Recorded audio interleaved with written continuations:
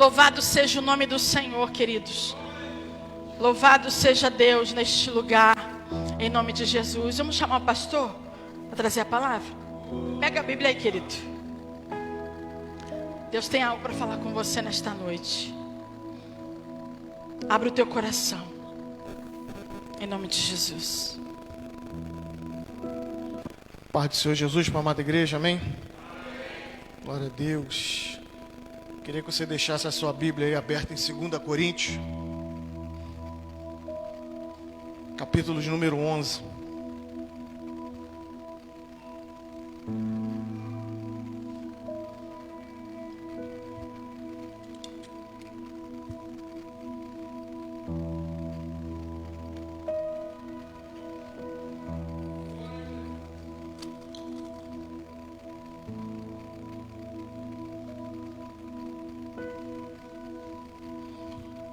Se você achou, você diga amém. 2 Coríntios, capítulo 11. Vamos estar lendo inicialmente 3 versículos. Baixa o retorno aí para mim, por favor. Som. 2 Coríntios, capítulo 11. Amém? Verso 2 em diante. E diz assim a palavra de Deus: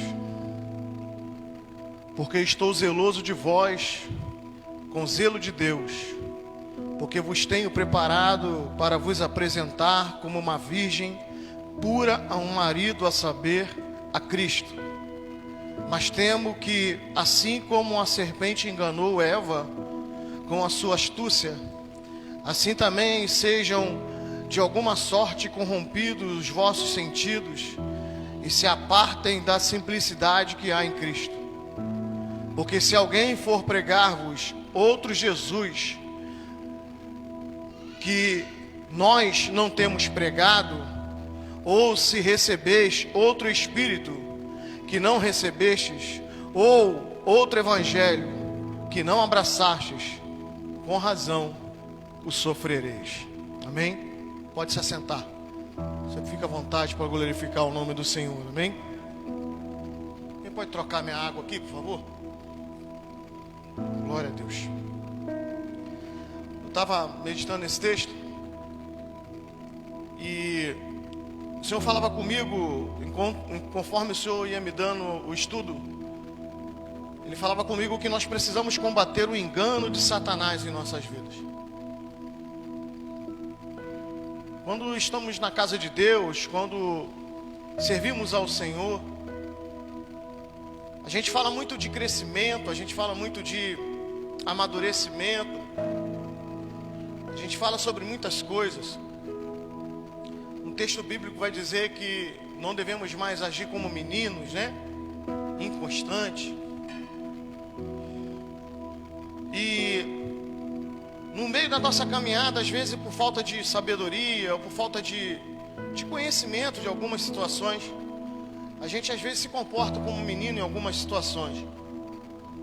E são justamente nesses momentos em que Satanás está esperando para poder agir. Mas ele, durante toda a eternidade da existência do homem, aliás, desde a existência dele, após a queda dele, ele vai se tornar um ser muito astuto, paciente. Eu me lembro de uma mensagem de um pastor renomado, eu não vou citar o nome dele aqui, que na mensagem dele ele dizia que Satanás já havia sido lançado e de repente Deus começa a fazer o homem, né? E a história diz que Deus faz o homem do barro, né? E ele conjecturando, eu achei muito interessante, eu queria dividir isso com vocês. Que Satanás ficava olhando ele formando o homem, sem saber que aquilo ali era um homem que ele estava formando. Ainda no início, o Senhor trabalhando ali, fazendo, com os detalhes. E a conjectura dele, ele dizia que Satanás ficava: o que ele está fazendo ali? Por que ele está dando tanta atenção, se todas as coisas foram criadas pelo falar dele, né? Haja luz, haja isso, haja aquilo outro. E de repente ele para e e começa a fazer algo com as suas próprias mãos. E ele faz essa conjectura porque Satanás, Lúcifer, quando feito, tinha muita intimidade com ele. Viviam no céu com muita intimidade. Então, e a Bíblia diz que Satanás cai porque quis ser igual a ele. Quem está entendendo, diga amém. Ele só caiu por causa disso, porque ele quis ser igual a Deus. Então eu entendo o pensamento desse pregador. Eu achei interessante essa viajada que ele deu, porque Satanás estava acostumado a ver Deus agir, a fazer alguma coisa. Então, ele está olhando e está vendo Deus fazer algo diferente. E esse algo diferente sou eu e você, amém, irmão? Amém, igreja? E de repente o Senhor sopra o sopro de vida, e esse boneco de barro passa a ser uma alma vivente e se torna um homem. E a partir dali, Deus começa a preparar tudo para esse homem. Tudo. Quero falar algo aqui para você nessa noite. Deus prepara tudo para mim e para você. Isso incomoda muito Satanás. E desde essa criação, Satanás ele vai tentando criar situações. E aí nós lemos esse contexto. Paulo, na cidade de Coríntios, eu quero até fazer uma leitura de algumas coisas aqui a respeito dessa cidade, para você entender esse contexto que está aqui. E Paulo teve muitas decepções nessa cidade. Eu anotei algumas coisas aqui. A primeira epístola aos Coríntios, ela não foi eficaz como Paulo esperava para resolver a crise existente em Coríntios. O grupo de oposição a Paulo ganhou força, né? Então Paulo, quando começa a estabelecer ali, essa carta chega ali, cria-se um grupo de oposição, muito parecido conosco nos dias de hoje. Enquanto estamos aí pregando o evangelho, enquanto estamos aí visitando lares, enquanto estamos aí tentando tirar as pessoas das drogas, tentando tirar as pessoas do adultério, em paralelo vem um viés totalmente negativo, né? Do nada a ver, do tudo pode, né? E as pessoas vão ficando presas, como muitos de nós estivemos algum dia preso no pecado. E Paulo, aqui o autor vai dizer que Paulo falhou a atingir o objetivo que desejava.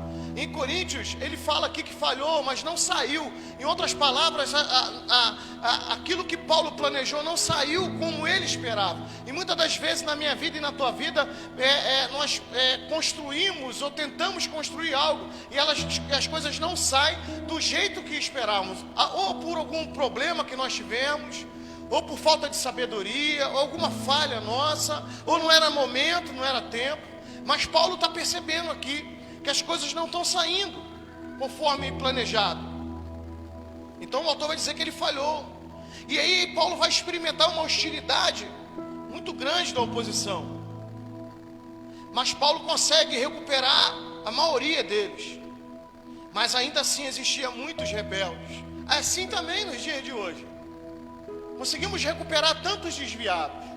Conseguimos recuperar tantas pessoas que estavam em passos largos para o inferno, não conhecia Cristo. Mas ainda tem muita gente rebelde. Ainda tem muita gente rebelde até mesmo dentro do corpo da igreja. E Paulo está passando por tudo isso. Eu estou resumindo aqui um contexto muito grande, muito amplo dessa cidade de Coríntios.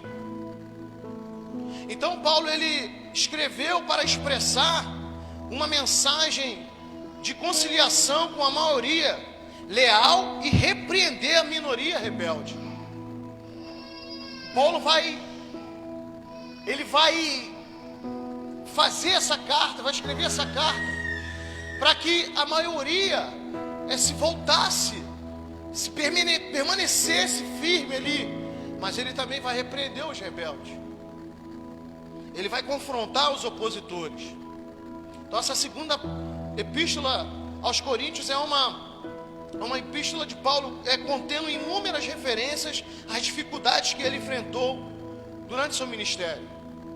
Paulo abre seu coração mostrando sua profunda emoção. Ele revela o seu forte amor pelos coríntios, seu zelo ardente pela glória de Deus, sua lealdade inflexível à vontade do Evangelho, a verdade do Evangelho, e a sua indignação implacável ao confrontar aqueles que rompem o companheirismo da igreja.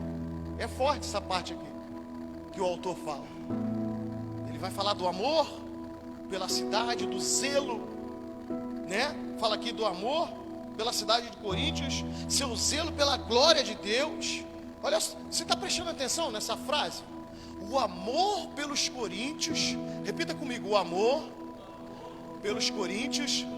Para nós hoje aqui, o amor pela nossa comunidade, vamos falar assim, o amor pela nossa comunidade, pelo Ministério Profético Família e Cristo, quem está entendendo, diga amém. O zelo pela glória de Deus.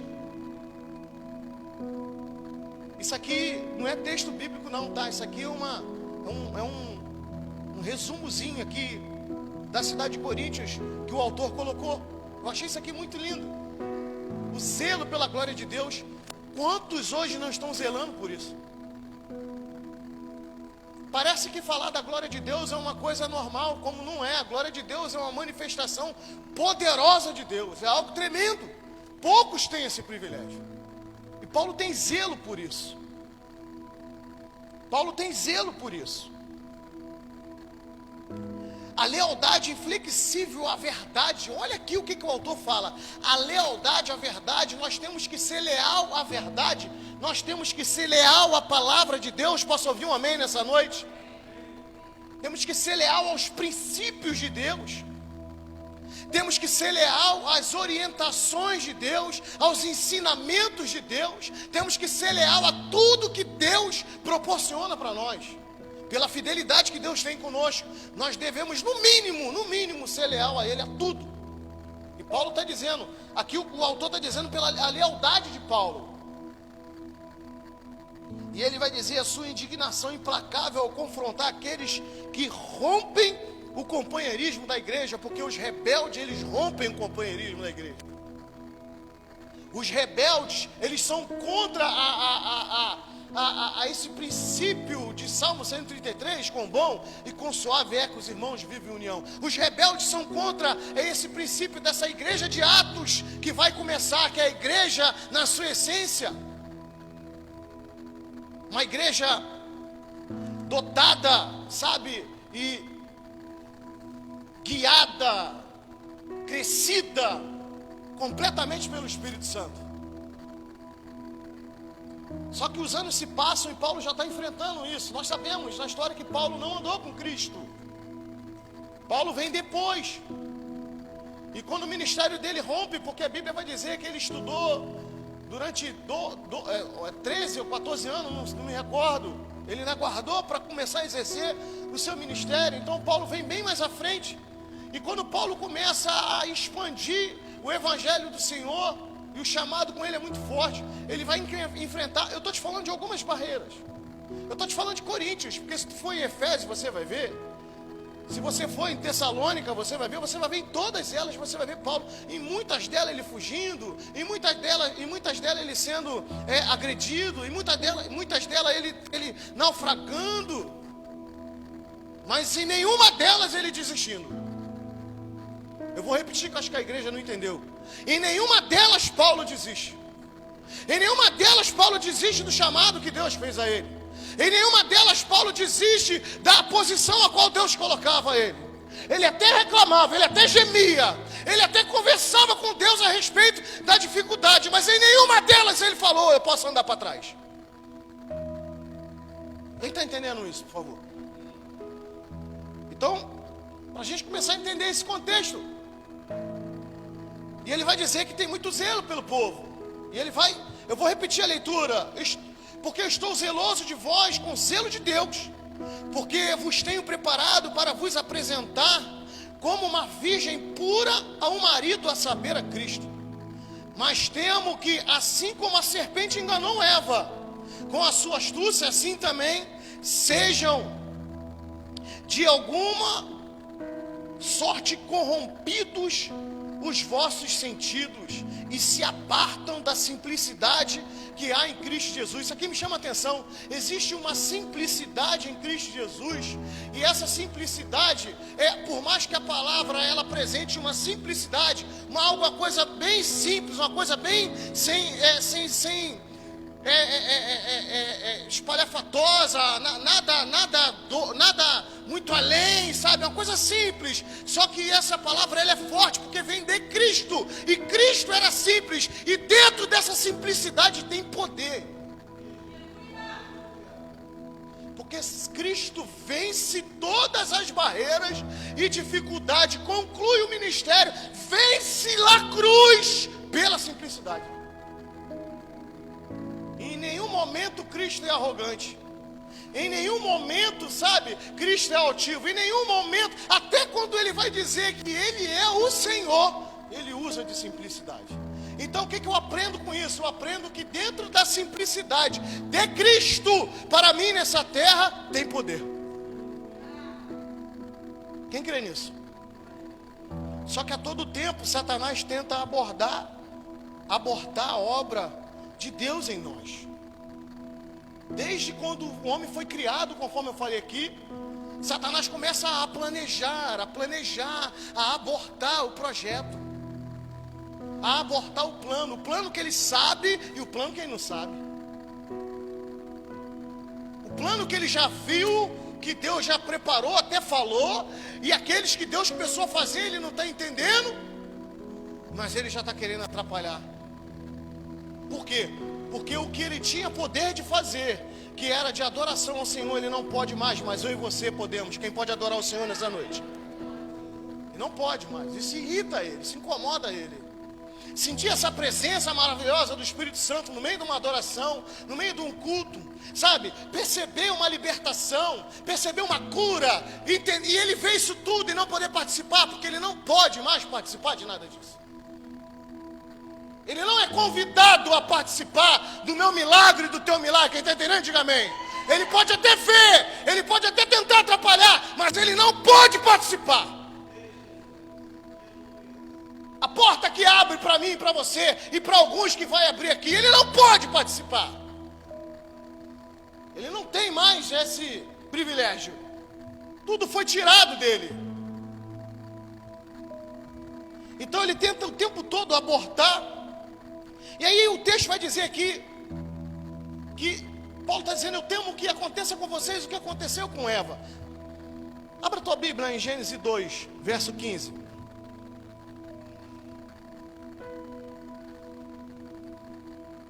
Gênesis 2, verso 15. Fala assim comigo: Deus é perfeito. Agora fala para o irmão que está do teu lado: Deus é perfeito. Fala assim para ele: perfeitamente perfeito. Presta atenção nisso aqui. Gênesis 2,15. Quem achou, diga amém. Está escrito assim: e tomou o Senhor Deus o homem e o pôs no jardim do Éden. Preste atenção no final da fala: para o lavrar e o guardar. Repita comigo: lavrar e guardar. Lavrar é até compreensível, mas guardar de quê? Quem está entendendo? Guardar de quê, pastor? Que mal tinha no jardim? Escuta, Eva ainda não estava formada. Eva vai ser formada no verso 18. Só tinha Adão. Em outras palavras, Deus está falando para Adão: você vai lavrar a terra aí, vai ficar tudo bonitinho aí, só que eu preciso te guardar. Deus está falando com pessoas aqui nesta noite. Guardar de quê? Guardar de Satanás, irmão. Ou tu acha que Deus te fez e não sabe que Ele vai te tentar? Ou tu acha que Deus te fez e não sabe que Ele vai tentar criar projetos para tentar destruir tua vida, para tentar destruir tua família? Todos nós que estamos aqui tivemos experiência de ações dele na nossa vida, sim ou não? Porque se estamos aqui é porque Deus nos livrou de alguma armadilha dele, de algum laço dele, e nos protegeu em laços, em projetos que ele fez, arquitetou. Ele até teve êxito, mas Deus guardou a minha vida e a tua vida, amém? Por isso estamos aqui. Deus já está guardando ele aqui. Você vai ver no verso 18. E disse o Senhor Deus: não é bom que o homem viva só, falheis uma disjuntora que esteja como diante dele. Verso 21. Então o Senhor Deus fez cair um sono pesado sobre Adão, e este adormeceu, e tomou uma das suas costelas, e cerrou a carne em seu lugar, e da costela que o Senhor Deus tomou o homem, formou a mulher e trouxe a Adão. E disse a Adão: essa é agora osso dos meus ossos e carne da minha carne. Esta será chamada varoa, porquanto do varão foi tomada. Só que Deus já está guardando Adão antes. Eu quero falar algo aqui para você. Você ainda não tem ideia do projeto final que Deus tem na tua vida. Só que Deus já está te guardando agora para aquele projeto vindouro, irmão. Porque Satanás já vai tentar atrapalhar esse projeto. Tem coisas que Satanás já sabe que Deus quer fazer contigo, que nem você sabe ainda. Que Deus já projetou e Deus já disse que vai se cumprir na tua vida. E Satanás está dizendo: eu vou embaçar, eu vou abortar, eu vou atrapalhar. E Deus está dizendo: é ruim enquanto meu servo estiver fiel, enquanto meu servo estiver na minha presença, enquanto meu servo estiver na obediência. Vai não, Senhor. Tu vai até tentar, mas não vai conseguir. Então no Éden, Satanás tirou o homem do propósito inicial. Propósito inicial de Deus: vou fazer ele, vou fazer a mulher, vai ficar no jardim. Eles não vão pecar, quem está entendendo, diga amém. Eles vão viver aqui. Não, presta atenção, não vai ter doença, não vai existir nada de violência, não vai existir nada disso. Eles vão ficar aqui tranquilinhos. Só que eles foram seduzidos. Quem foi seduzido? Eva foi seduzida. O que a serpente falou para Eva? Por que não pode comer? Não, Deus falou que não pode. Porque se tu comer, tu vai ser igual a ele. Prestou atenção nisso aqui?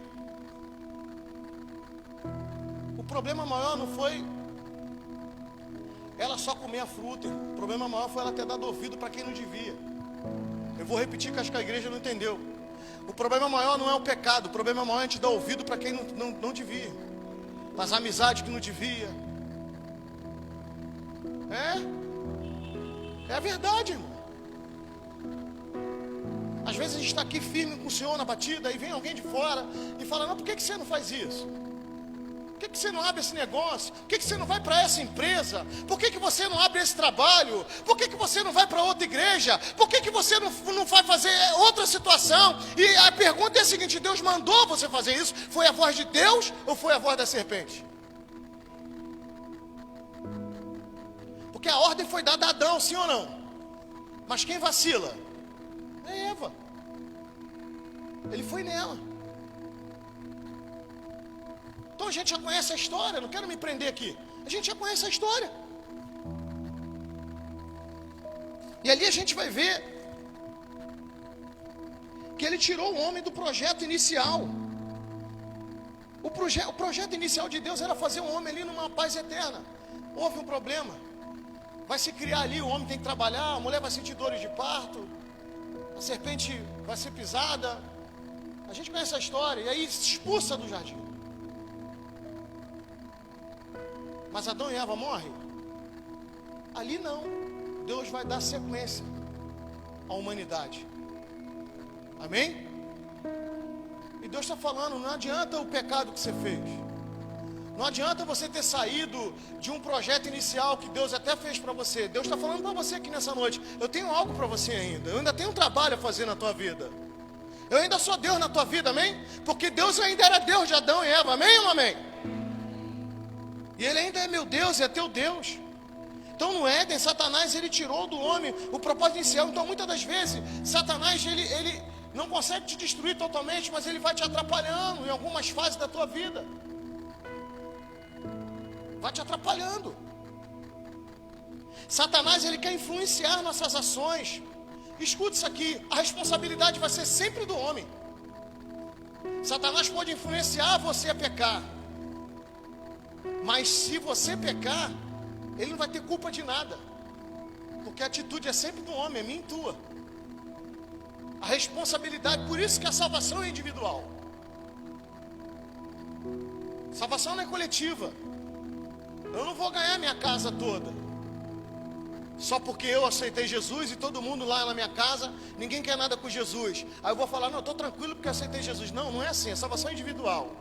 Você tem que conhecer Jesus, você tem que aprender de Jesus, você tem que amadurecer em Jesus, você tem que crescer em Jesus. Você pode ajudar, você pode orar, mas salvar o outro você não vai. Porque ela é individual. Então Satanás vai tentando sempre influenciar a gente. E essa influência dele é sempre negativa, irmão. As influências dele vai ser sempre contrária aos princípios de Deus. As influências dele vai ser sempre contrária àquilo que Deus tem projetado para mim e para você. Eu não sei qual é a promessa que Deus tem projetado para você. Eu não sei qual é a porta. Eu não sei o que Deus tá querendo fazer com você. Mas uma coisa eu te garanto: o projeto de Satanás é contrário àquilo que Deus quer fazer contigo. É sempre o contrário. Abra a tua Bíblia em Mateus 4.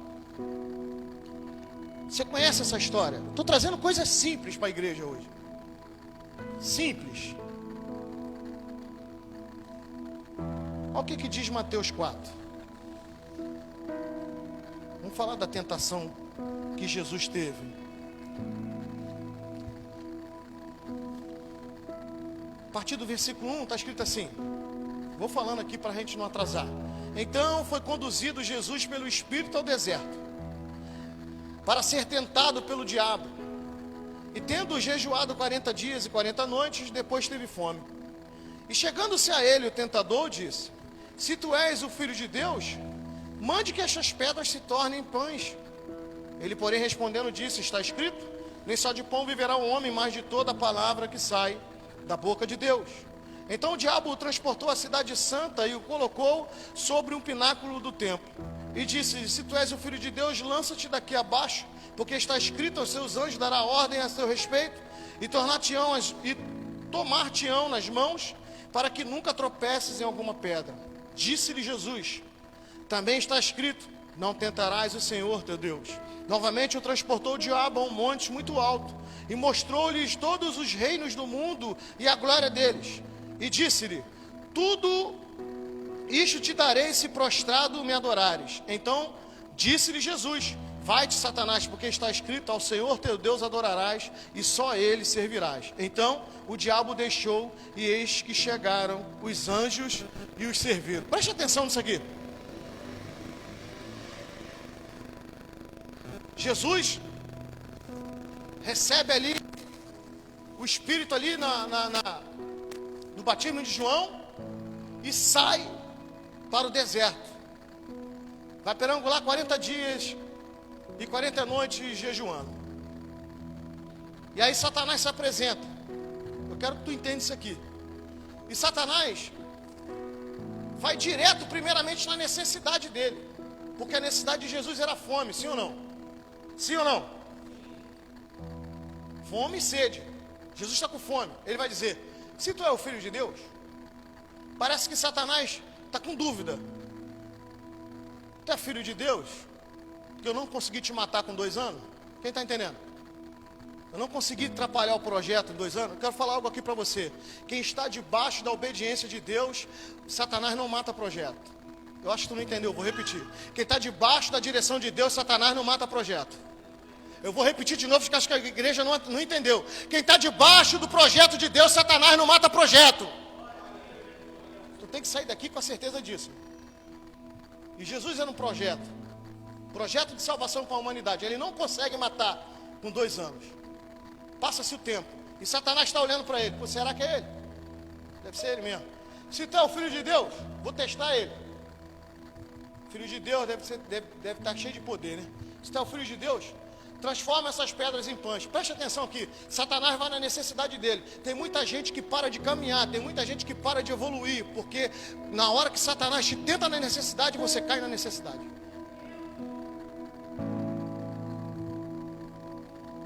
Jesus está ensinando a gente nesse texto.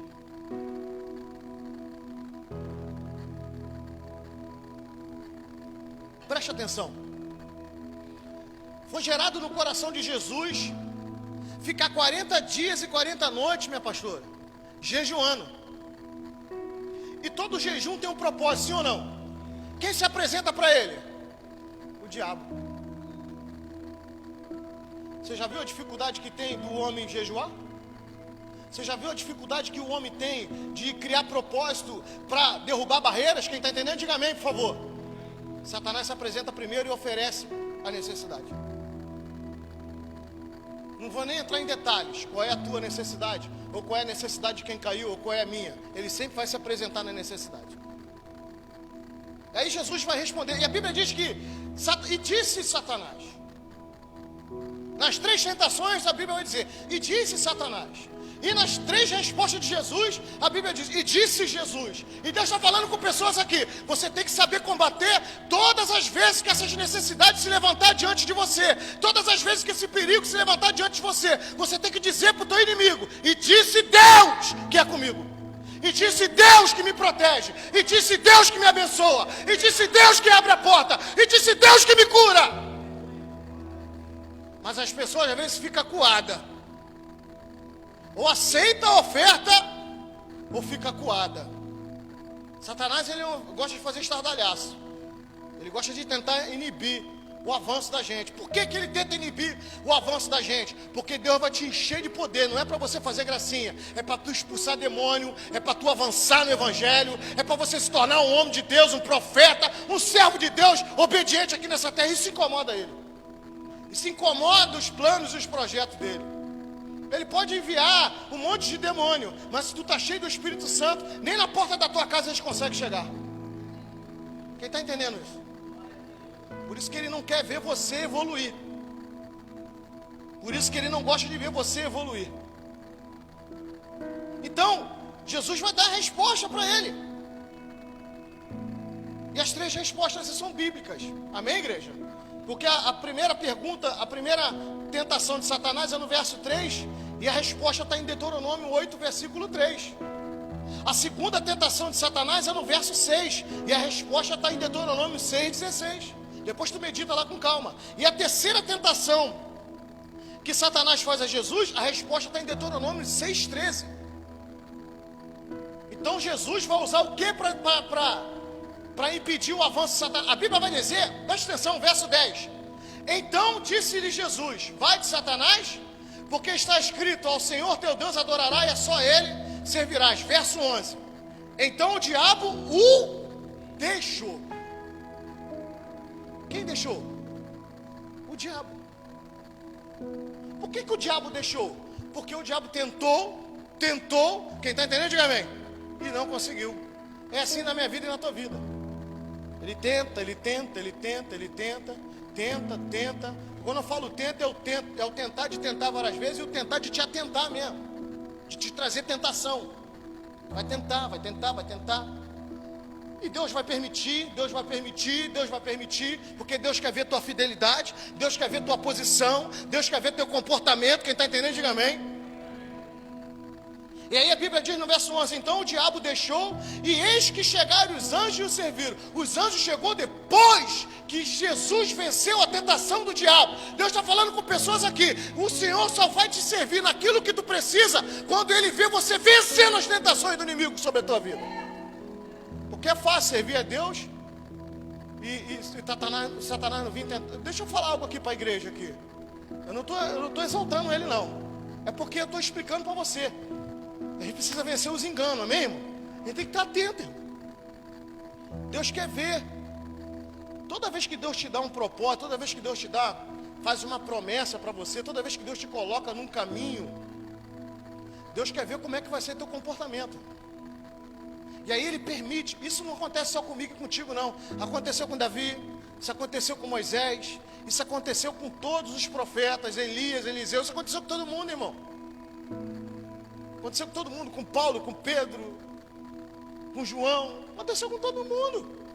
Acontece conosco.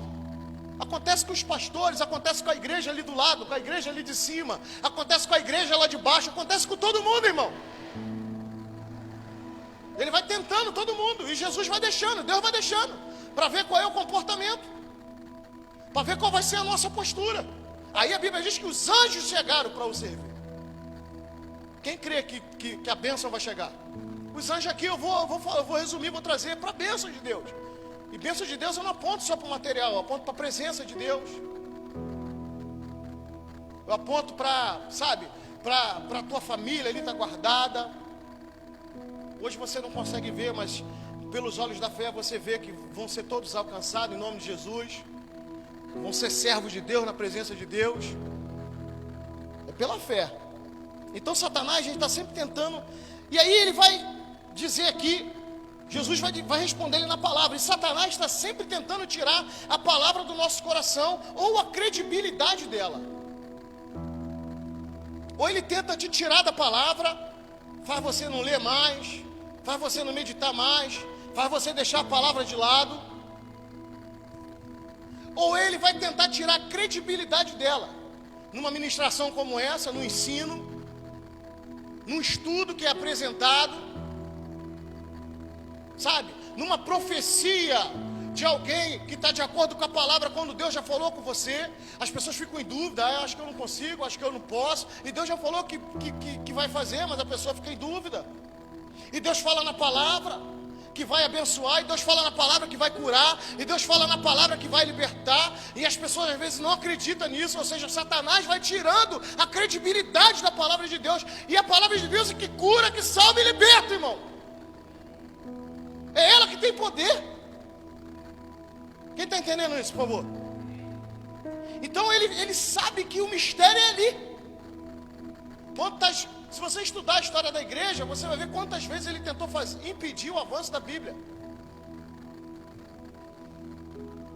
Quantos projetos ele criou para impedir o avanço da Bíblia. Quantos projetos ele criou e está criando hoje para modificar a Bíblia. Ou seja, por que ele está tentando modificar? É porque ele sabe que o segredo está ali. Está aqui o segredo. A força está toda aqui. Cristo morreu na cruz, eu creio nele. Ele venceu na cruz do Calvário. Mas isso aqui está em conformidade com a cruz do Calvário. Está em conformidade com Cristo ressurreto. Quem está entendendo, diga amém. É a palavra de Deus. É a palavra de Deus. Então Satanás, ele sempre tenta tirar a palavra do nosso coração, a credibilidade dela. Então, crente, se você está aqui hoje, isso serve para mim também. Eu estou enfraquecido, eu não estou pegando na Bíblia. Deus está falando, ei, acorda, porque é ela que vai trazer para você uma nova reflexão. É ela que vai te colocar no projeto, é ela que vai te acender. Porque se a gente não quer mais pegar nisso aqui, irmão, estamos fadados a fracassar. Se a gente não quer mais pegar na Bíblia, geração de hoje, eu falo aqui na live, se você não quer mais pegar em Bíblia, você está fadado a fracassar. Pastor, líder, obreiro, está fadado a fracassar. Porque não mudou o projeto, ainda é a Bíblia. Muita gente morreu para ela estar aqui. Muito sangue foi derramado, inclusive de Cristo, para ela estar aqui. E a gente não pode fazer pouco caso dela, em hipótese nenhuma. Então, ele vai sempre tentando tirar. Abra a tua Bíblia rapidamente em Lucas, capítulo 8. Já vou encerrar. Lucas 8.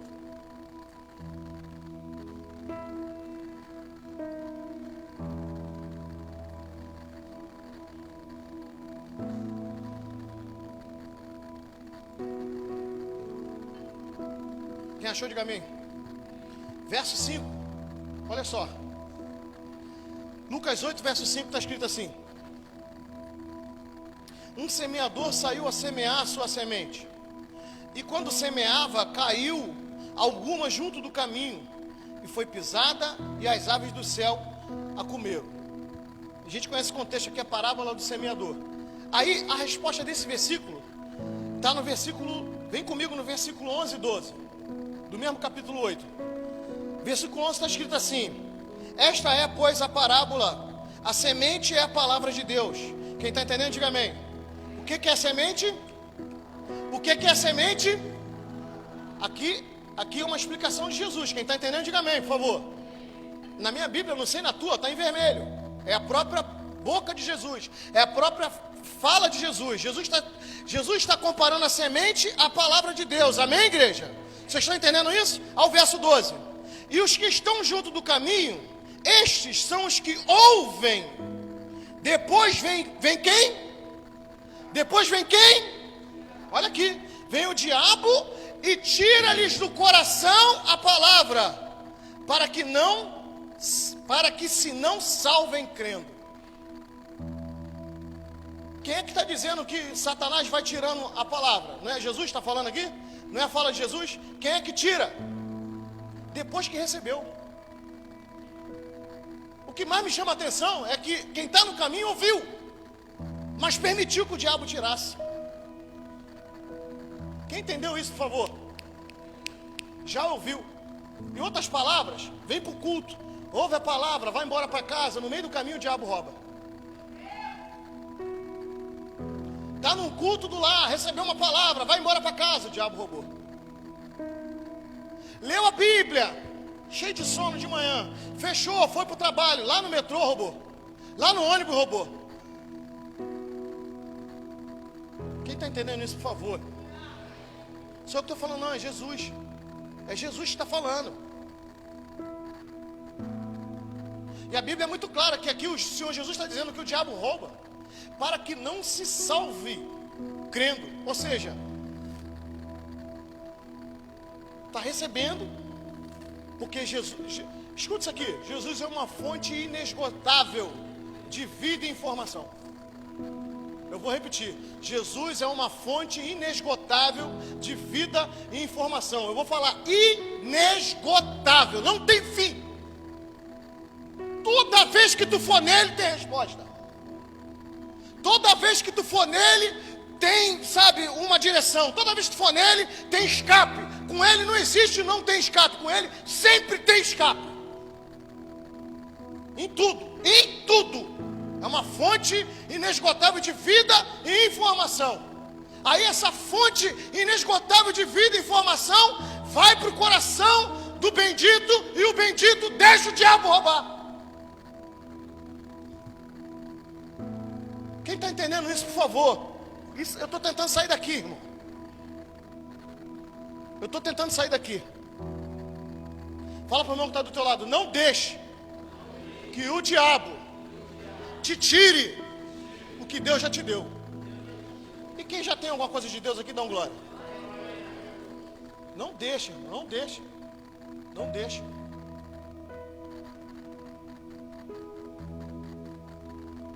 Aí, vamos entender a realidade dos tempos de hoje? Abre a tua Bíblia, 1 Timóteo.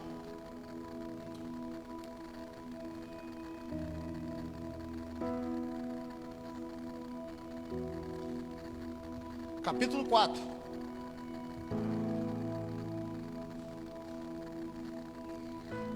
Primeira Timóteo, capítulo 4,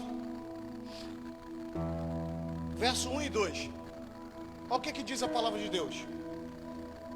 Mas o Espírito expressamente diz que nos últimos tempos apostatarão alguns da fé, dando ouvido aos espíritos enganadores e a doutrinas de demônio, pela hipocrisia de homens que falam mentiras, tendo cauterizado sua própria consciência. Vou repetir.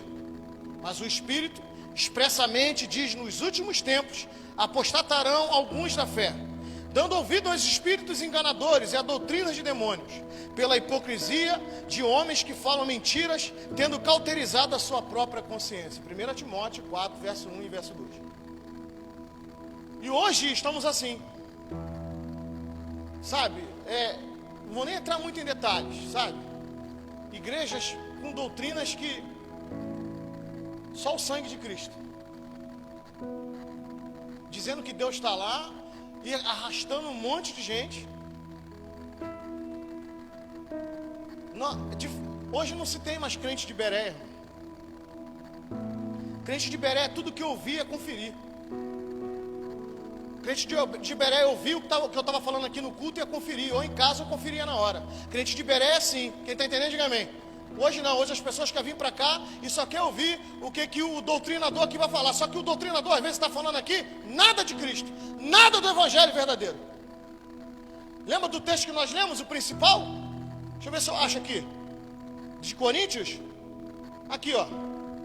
O verso 4 diz assim: porque se alguém for pregar-vos outro Jesus, que nós não temos pregado, ou recebestes outro Espírito que não recebestes, ou outro Evangelho que não abraçastes, com razão sofrereis. É o que tu vê aí fora. Gente indo para a igreja, gravando.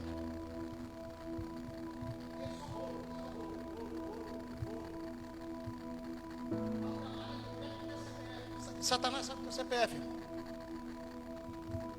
Quem está entendendo? Aí vai indo, e vai indo. Aí tá lá, e pula, e ensina o que é bom nada. E o camarada fala: irmãos, glória a Deus, balai, balai, balai, balai, balai. Aí a igreja pula. Eu não sou contra não, tá, irmão? Mas não tem ensino. Tem igrejas, desculpa o que eu vou falar, sabe? Tem igrejas que nem EBD tem, irmão. Tem igrejas que só vivem de culto de oferta, culto de oferta, culto de oferta. Entra gente, sai gente, entra doente, sai doente, entra doente, sai doente. Ninguém aprende nada. Eu não vou nem entrar na questão de demônio, tá libertando demônio. Eu nem sei se tem demônio mesmo ali, ou se a igreja é só de demônio. Porque aqui Paulo está dizendo, doutrinas demoníacas. Gente se apostatou da verdade. Gente que não sabe, não tem mais preocupação de ler Bíblia, de meditar, de estudar. Não quer mais ter tempo, só quer receber.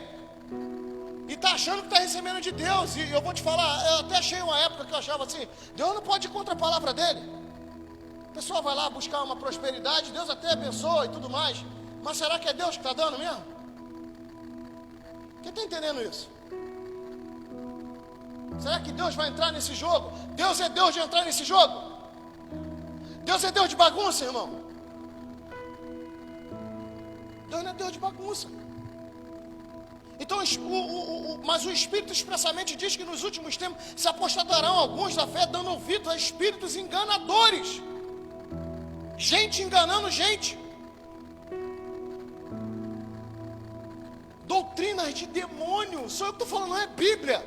Doutrinas de demônio. Em outras palavras, dois demônios cultuando e eu fazendo culto. Fazendo os movimentos.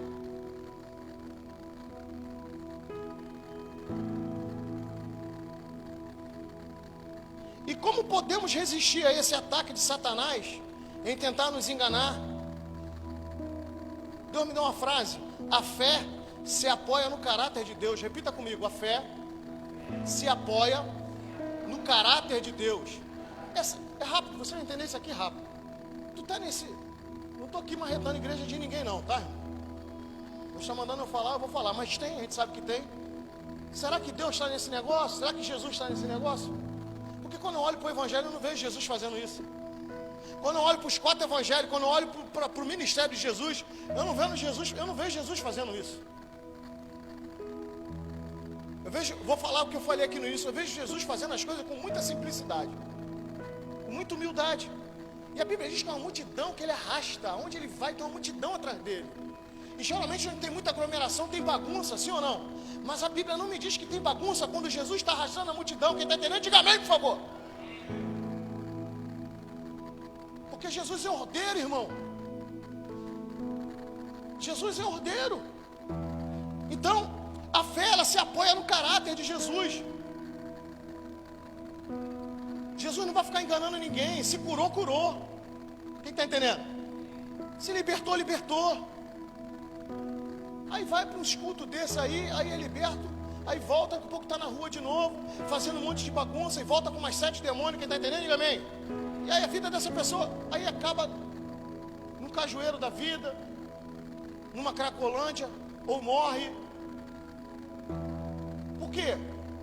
Porque não teve ensino, irmão. Escuta isso aqui. Todo aquele que tiver o privilégio de conviver com Cristo, porque tem muita gente que é salvo no último suspiro, né? Tem gente que é salvo no último suspiro. Só que isso não é regra. Deus faz com quem Ele quer, do jeito que Ele quer. Mas quem tem o privilégio de conviver com Jesus, ele não vai subir de qualquer jeito não, irmão. Ele vai aprender com Jesus. Quem entendeu isso?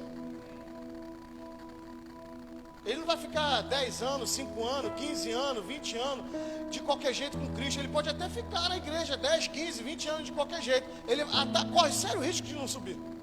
Mas quem está com Cristo, a tendência é aprender, é crescer, é evoluir.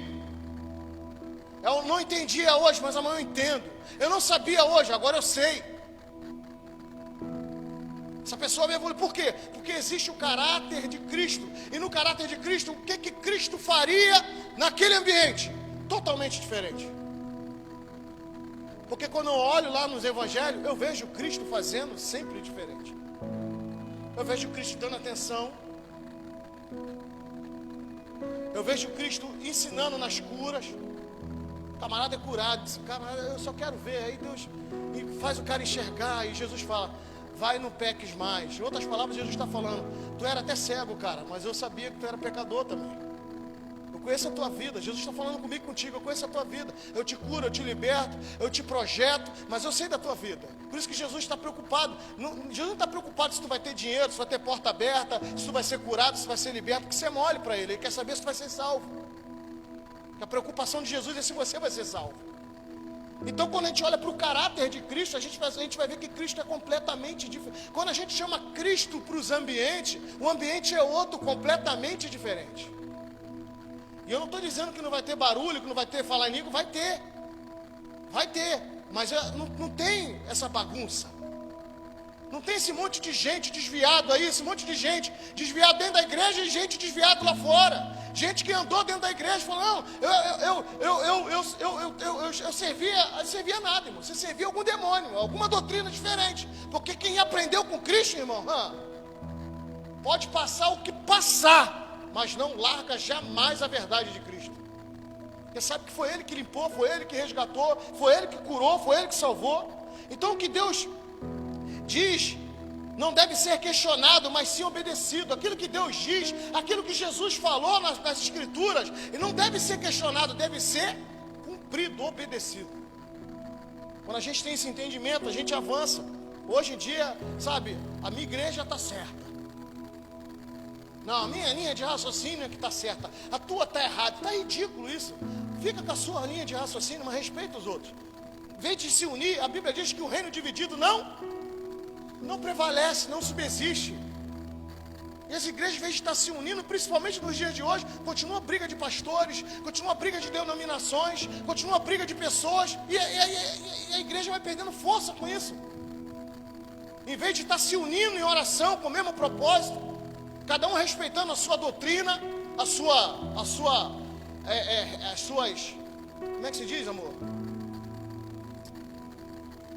Tá ruim pra tu hoje, hein? A sua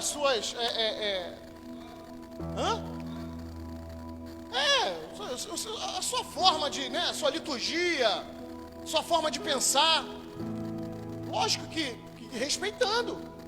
Né? Eu vou falar aqui, a presbiteriana, a batista tradicional, a batista renovada, né? Enfim, deixa as igrejas, só se unem em oração no mesmo propósito, porque Jesus é um só, irmão. O Espírito é um só, amém? Trabalha na minha vida, trabalha na tua vida, mas Ele é um só. Ele é uma pessoa, pô. E a Bíblia diz em João 8,32, e conhecereis a verdade vos...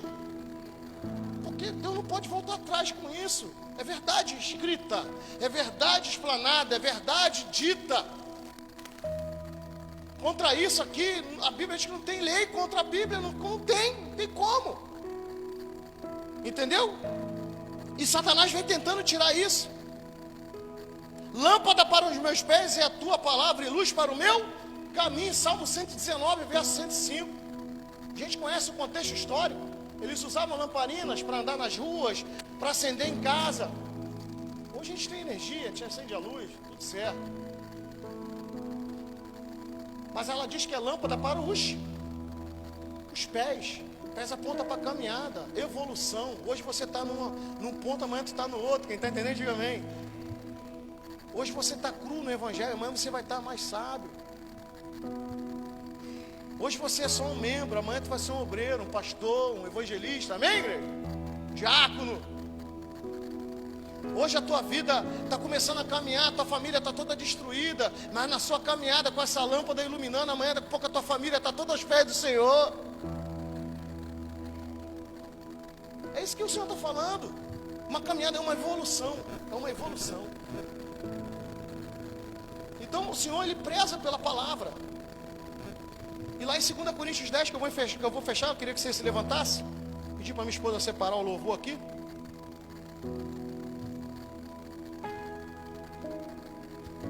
Segunda Coríntios 10, verso 4 e 5 está escrito assim: porque as armas da nossa milícia não são carnais, mas sim poderosas em Deus para a destruição das fortalezas. Repita comigo: mas sim poderosas em Deus para a destruição das fortalezas, destruindo os conselhos e toda altivez que se levanta contra o conhecimento de Deus, e levando cativo todo o entendimento à obediência de Cristo. 2 Coríntios capítulo 10, verso 4 e 5. As armas da nossa milícia não são carnais, mas sim poderosas em Deus. Quando você vai para Efésios 6, vai falar das armaduras, você vai ver que a maioria das armaduras são de defesa, e só uma é de ataque. Que armadura é de ataque? A que aponta para a palavra, a espada. E se você estudar mais profundamente, não é uma espada literal, não, é a palavra falada. Porque tudo que você fala move o reino espiritual. Quem está entendendo, diga amém. Quando você lança uma palavra para a pessoa, você lança a vida, porque a palavra é vida, amém? Tu vai ver Jesus fazendo isso direto. Tu vai ver Jesus, a multidão senta e ele começa a falar, ele começa a pregar a palavra. Está tudo aqui. Tudo aquilo que Jesus falou está aqui. E ele está ministrando, ele está pregando, ele está falando. Com isso ele está trazendo vida, com isso ele está restaurando, com isso ele está edificando vida. Quem está entendendo, diga amém, por favor. Aí é além da cura, irmão. A gente se prende na cura, a gente se prende na libertação, mas o que me admira é a paciência para o ensino. E hoje as pessoas não querem ter paciência para ensinar. Desculpa, meus amigos pregadores, com todo respeito, sabe? Cuidado, porque todo mundo quer altar para pregar, mas ninguém quer sentar para ensinar. Ninguém quer cuidar de ovelha,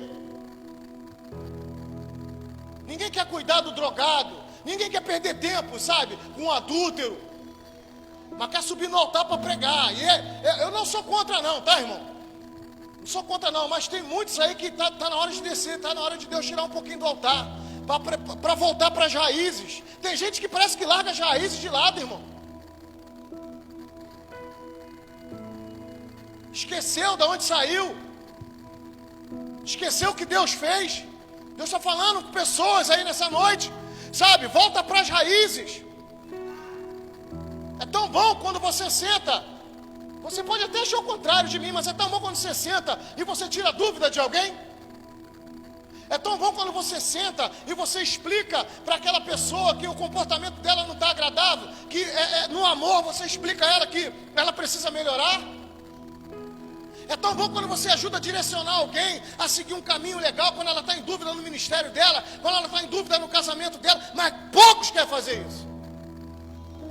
A gente quer pregar, muita gente quer altar para cantar, para louvar, e Deus está falando: ei, vai mais para as raízes, vai mergulhar um pouco mais, vai se aprofundar um pouco mais, eu tenho revelações para te dar. Por isso que Deus usa o menor, o que parece menor.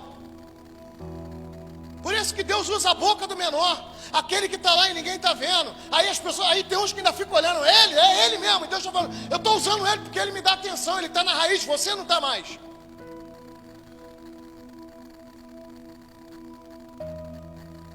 E por que no texto eu falei aqui, por que as pessoas vão se apostatando? Por que vai ter esfriamento espiritual? Porque pessoas que estão indo para a igreja para receber algo do Espírito Santo de Deus, algo de Deus, está recebendo coisas de homem, está vendo as coisas erradas acontecendo. Eu tenho amigos inteligentíssimos que falam assim para mim: fazer o que na igreja, Cleito? Aí quando eu começo a conversar, eu fico apavorado com o que eu escuto. Eu falo: Senhor, ainda tem gente assim. E Jesus fala: ainda tem gente assim. Senhor, ainda tem gente fora do foco? Tem muita gente fora do foco. Senhor, tem muita gente fora do propósito? Tem muita gente fora do propósito. Senhor, o Senhor não está naquela igreja. Jesus está falando, eu não estou naquela igreja já há muito tempo.